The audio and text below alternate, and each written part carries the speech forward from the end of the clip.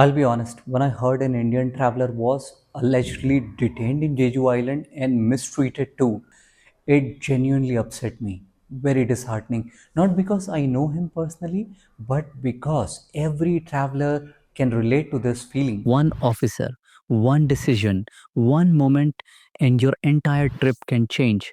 Now, I wasn't there, so I don't know what exactly happened in Sachin Awasthi's case. But what I can say honestly is this: news like this affects travelers like us. Because when you hear about someone being questioned for long hours or denied entry, you naturally pause. You ask yourself, could this happen to me? And the way such cases are handled, respectfully or harshly, becomes an encouraging or discouraging factor when you're choosing your next destination. What makes this more personal for me is that we spent almost 20 days in Jeju last year. Our immigration was smooth, the people were warm, the island was beautiful. We genuinely loved the experience. We even thought we would go back again. Many of you might be hearing about Jeju for the first time, and if so, here is the link to the video if you want to get a glimpse into what Jeju is like.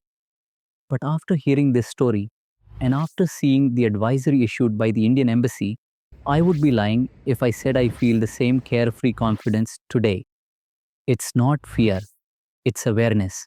Visa free doesn't mean guaranteed entry, and that changes the psychology of how relaxed you feel while planning a trip.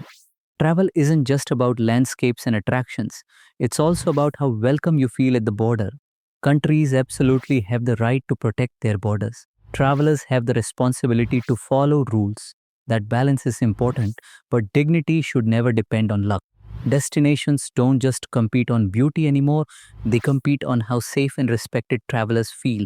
Because the real tourism test isn't how you treat visitors when everything goes right, it's how you treat them when something goes wrong. And when travelers feel respected, they don't just visit once, they return. I hope and wish that some clarification comes from the administration of Jeju Island, and things become clearer. Probably many of you may not have heard the name of Jeju Island until now, and you may also be wondering what Jeju Island is like.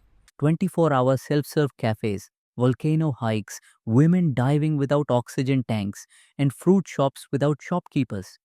This place doesn't just look beautiful, it feels different. You might have heard of Jeju, but do you really know what makes it this special? For the past 10 days, we've been exploring the magical Jeju Island, and it's been nothing short of mesmerizing. This isn't just a destination, it's an experience that keeps surprising us with its beauty and uniqueness. Here's a glimpse of what makes Jeju so special. UNESCO Triple Crown Holder. Jeju is one of the rare places in the world with UNESCO designations for its World Natural Heritage, Biosphere Reserve, and Global Geopark. It's an island shaped by nature's finest craftsmanship. Halasan Mountain's majesty. Standing at 1,047 meters, Halasan isn't just South Korea's tallest mountain, it's also an extinct volcano. Reaching the summit reveals a stunning crater lake and views that make every step of the hike worth it. Silver grass fields. Everywhere you go, the island is adorned with swaying silver grass, especially near Sangamburi crater and Halasan's trails. In autumn, these fields turn golden, creating a dreamlike landscape. Self-help culture. 24-hour self-help cafes and tangerine shops are a unique charm. Imagine brewing your own coffee or picking fresh halabongs, paying on an honor system, and enjoying the simple joy of trust-based living. Cafe Wonderland. Speaking of cafes, Jeju's options are endless. From rustic hilltop cafes to stylish oceanfront retreats, there's a spot for everyone.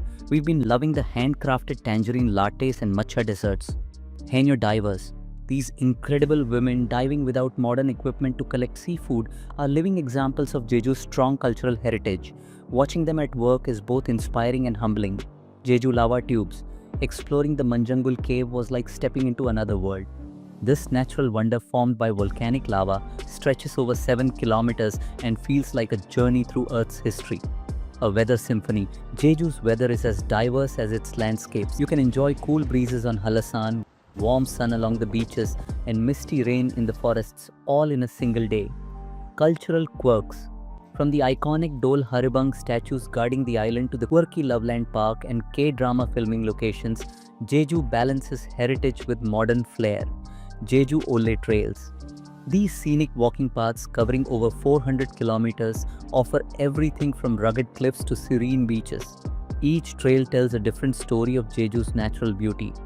15 days here and we feel like we're just scratching the surface.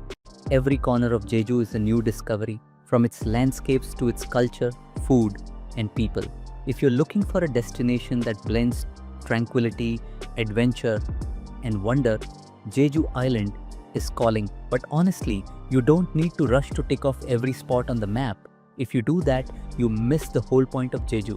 This island is all about slowing down, taking a breath, and letting the place grow on you. Do what you can, skip what you want, and just feel Jeju at your own pace.